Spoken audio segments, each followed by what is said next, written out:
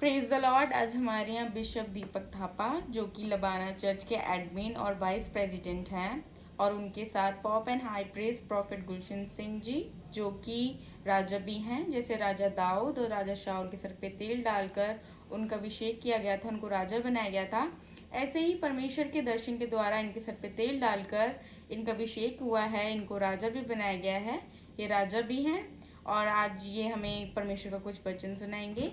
आइए हम परमेश्वर का वचन सुनते हैं। Praise the Lord. I am Deepak Thapa, the admin and the vice president of the Labana Church, and today we are having the Pope, sir, whose name is Mr. Gulshan Singh, and he is also high priest, and he is also the ordained king, such as the King Saul and the King David. They were ordained as a king by anointing the oil onto their head, and such like that. As the same way, our Pope, sir, he's also been ordained as a king, and it all this happened in a vision, and he's so therefore he's also the ordained king. And today we are here in front of you to talk you about the another topic. Praise the Lord, hallelujah. Praise the Lord, hallelujah. कैसे हैं आप लोग? How are you all?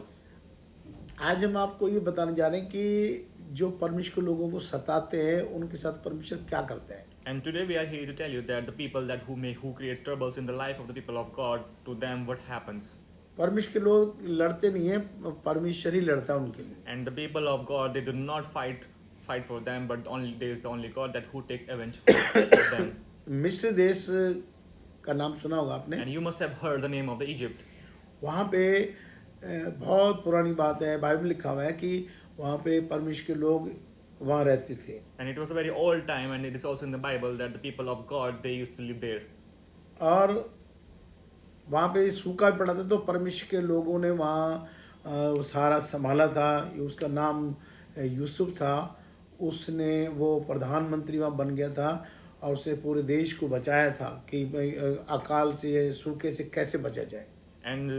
And it was so much of drought into that country, and the people of God, the Israelis, they have saved them. And it is also written that the Joseph, the man of God, he was there, and he was also became the president of that whole country, and he has saved the people of Egypt from the drought and from the many of the plagues or many of the problems that it was about to come onto that country. और फिर वो जो उस वक्त का जो फिरौन राजा था वो मर गया, उसके बच्चे के बच्चे के वो फिर वो जब राजा बनते गए तो, और ये परमेश्वर के लोग भी बढ़ते गए, ये गिनती में मिस्र देश में बहुत ज़्यादा हो गए। And at the time that King Pharaoh he died, and after his generation it started to increase, and due to that they were the great population in the Egypt which we can see still today. तो फिर वहाँ के राजा ने देखा कि भाई ये तो लोग हो ही जा रहे ज़्यादा, ये कभी हमारे देश पे न कब्जा कर लें। तो जो डिलीवरी होती थी, तो जो दाई उसको बोला था कि अगर इनको लड़का हो तो उसको मार डालो, लड़की हो तो उसको नहीं मारना, ऐसा अनाउंस कर दिया था। और उनको काम धंधे में भी बड़ी दिक्कतें देने लगी। And in the Egypt there were the huge population which he can see at that time who was the ordained king. He can see that there was a great population. Now he has released this decree that the firstborn or the other of the people, they will start to kill. It is need to kill them so that he can save his own people from the other people that who is increasing in very great numbers. उसी time उन्हीं दिनों में एक मूसा नाम का वहाँ पे जो लड़का पैदा हुआ इब्रानी औरत को, तो उसने वो पानी में जाके रख दिया जहाँ रानी नहा रही थी। तो उस रानी ने जब उस बच्चे को लिया तो उसका नाम उसने मूसा रखा और खुद पाला पोसा उन्होंने उसकी परवरिश की। And at that time there was this boy whose name was Moses, and he has taken the birth through his own mother who was a Hebrew lady. And when he has taken the birth, her mother she has made her into the basket, and she has drawn that basket into the river. And at that time there was this queen that who saw that basket, and in that basket of the basket there was a baby whose was a baby boy. And at that time she took out that baby, and she kept the name of that baby as Moses. और फिर वो बच्चा बड़ा हुआ और फिर उसने एक बारी इब्रानी और मिस्री बच्चे लड़ रहे थे तो उसने मिस्री बच्चे को मार दिया था। And that boy, he got nurtured, and as he grew older, he has killed the one Hebrew man. फिर वहाँ वो डर गया, भाई किसी को पता लगे, वहाँ से फिर वो भागा और किसी दूसरे देश में चला गया। And there he got frightened, and when he noticed this thing that he has murdered the Hebrew boy, so he got frightened. He ran away from that situation. और फिर वहाँ उसने शादी भी की, बच्चे भी किए, और फिर वहाँ उसको परमेश्वर का दर्शन हुआ। झाड़ियों में आग लगी थी, वो उसको देखने जा रहा था, तो परमेश्वर के वहाँ से आवाज़ आई कि अपने जूते उतार के फिर आगे जा। And there he got married, and also after the few time he has seen the God through the fire in the bushes, and there was the voice of the God, and the voice said that you must remove your shoes outside of this area, so because this is the place of God. तो परमेश्वर ने उससे कहा वहाँ बात करके कि तू मिस्र देश को जा और वहाँ से मेरे लोगों को निकाल। तो वो कहता है मैं कैसे निकालूंगा, और फिरौन राजे के आगे परमेश्वर ने उससे कहा कि तू वहाँ खड़ा हो और बाकी काम मैं करूँगा। And God said to him, go and save the people of Israelis who are in the Egypt. And Moses says that how can I save them who are in the great number? Then the God said that you go there, and I will look after all the other things. और उसके भाई को हारून को भी परमेश्वर ने जोड़ा, और वो दोनों वहाँ गए और परमेश्वर के बारे में उन्होंने जाके फिरौन को बताया कि हमारे लोगों को जाने दे, नहीं तो परमेश्वर तेरे को मारेगा।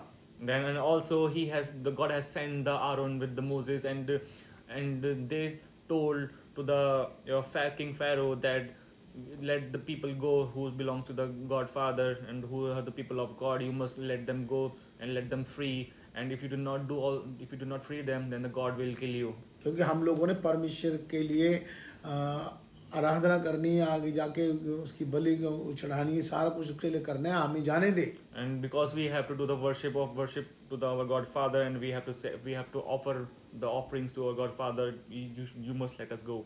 पर परमेश्वर फिरौन का मन जो है हठीला करे जा रहा था, और उनके लिए लोगों के लिए दुख बढ़ा दिया और उनको जाने नहीं दिया। फिर परमेश्वर ने वहाँ 10 विपत्ति भेजी जो हम आपको अभी बताने जा रहे हैं। And God has turned the heart of the Pharaoh into completely hardened, and he made it so hard that he couldn't send or he couldn't release the people of Israelis. And after that, God has shown His own wrath in the form of the plague onto the Egypt. And these plagues we are about to tell you that what were those plagues.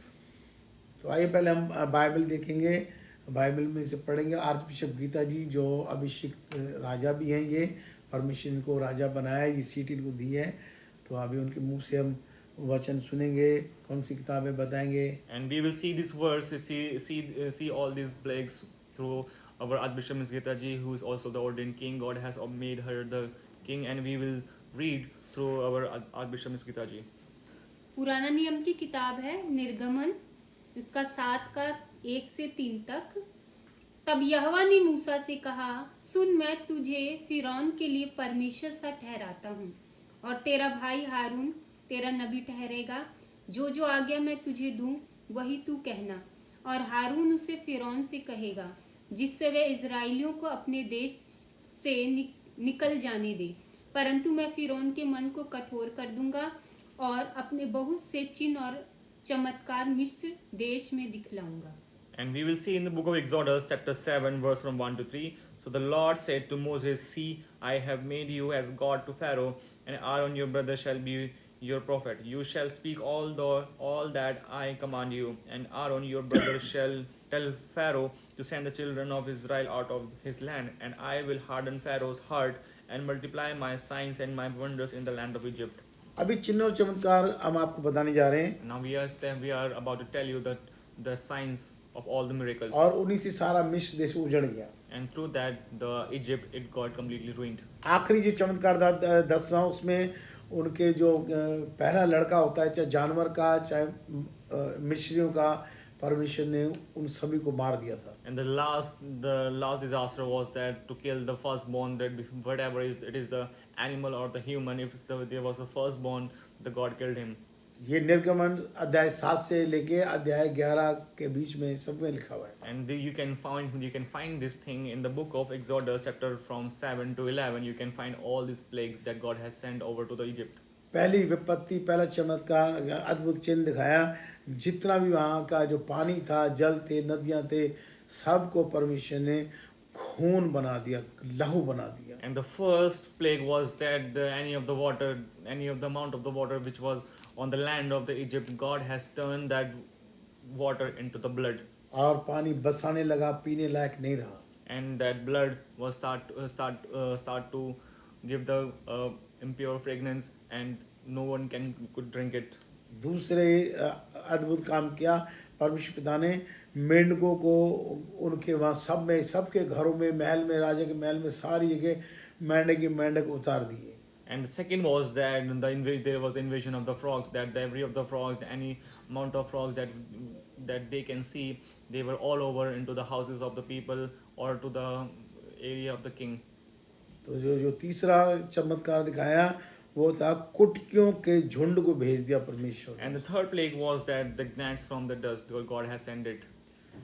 तो वहाँ कुटकियाँ हो गई थी। And there was so much of the gnats. चौथा था ढांसों के झुंडों को भेज दिया।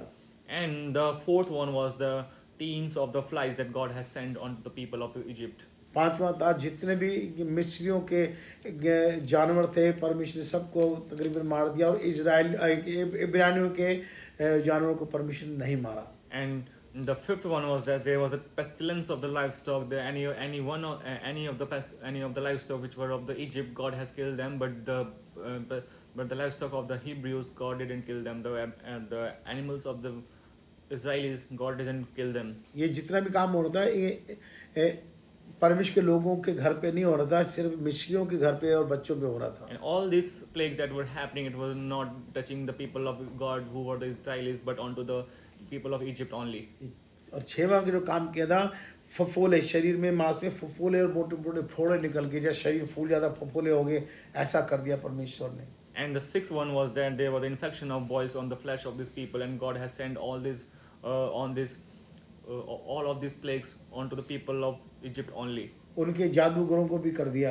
And it was also onto the magicians of the Egypt. उनके जादूगरों में इतनी ताकत थी कि परमेश्वर ने जब मूसा को कहा था लाठी को फेंक तो वो सांप बन जाए, तो सांप बन गई थी।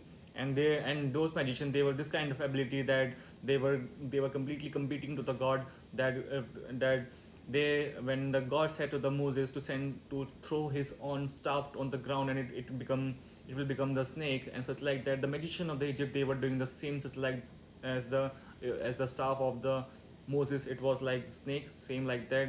They were turning their own staff to the snake. जो फिरौन ने अपने तांत्रिक को बोला तुम भी अपनी लाठी फेंको, उनके बन गए, पर जो मूसा का जो सांप था वो उन सांपों को निगल गया।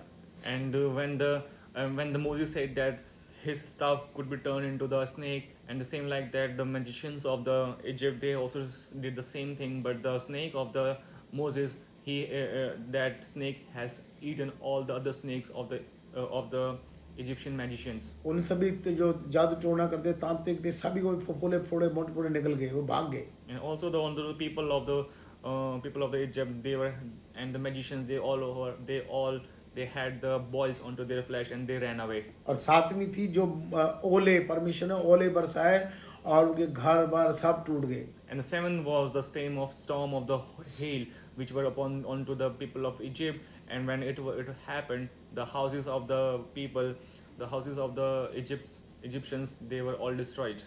और नौवां था जो टिड्डियों को भेज दिया, सांप को वो चट करके, वहाँ पेड़ पौधे जो बच गए थे सबको चट करके टिड्डियाँ।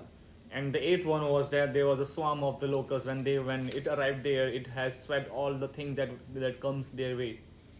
और नौवां था कि दिन और रात परमेश्वर ने वहाँ अंधेरा कर दिया, कोई किसी को देख नहीं सकता था, कोई काम पे नहीं जा सकता था, इतना भयंकर अंधेरा कर दिया था। And the ninth was there was the complete darkness all over the area of the Egypt. Neither the people can go to their home or go to their workplaces. It was that kind of darkness around the whole area. और जो आखिरी था आपने बताया कि परमेश्वर ने वहाँ के जितने भी बच्चे थे पहला जो घर का पड़ा लड़का होता है, चाहे वो जानवर का हो चाहे मिस्र का, परमेश्वर ने सबको मार दिया था, हाहाकार मच गया था पूरे मिस्र में। And the last one is that the death of the firstborn, that if they would be the animal or they would be any of the human, if they were having the firstborn into their family, all the firstborn they were about to kill. तो यहाँ से वो जब निकले And from when they were when they exited from all this area, तो परमेश्वर ने ऐसा कर दिया था कि वो उन्होंने खुद कह दिया यहाँ से चले जाओ। and God has made these people that they say themselves that you must go from here. और उन्होंने अपना सोना चांदी हीरा मोती भी इनको सब दे दिया कि यहाँ से निकलो। And also those Egyptians, they have given all their ornaments and all the other things, other precious things to these people so that they can move away. वहाँ परमेश्वर ने एक शर्त रखी थी कि जिसके घर पे लहू लगा होगा मैं उसके पलोठे को नहीं मारूंगा। वहाँ इनको कहा था एक बछड़ा काटना जो पवित्र हो उसको खाना और उसका जो लहू है वो गेट पे लगाना, मैं रात को निकलूंगा और सबको मार दूंगा। उसने ऐसा कर दिया। And God has put one condition to those people that who were the people of Israelis, and God said that you must offer the offering of the calf, and you must put and apply the blood of that calf onto the doorpost, so that if my spirit moves onto the Egypt, your houses, it will be said that whoever has applied the blood of that calf, blood of that offering. और यहाँ तक तो हमारा ये पहला अध्याय खत्म हो गया।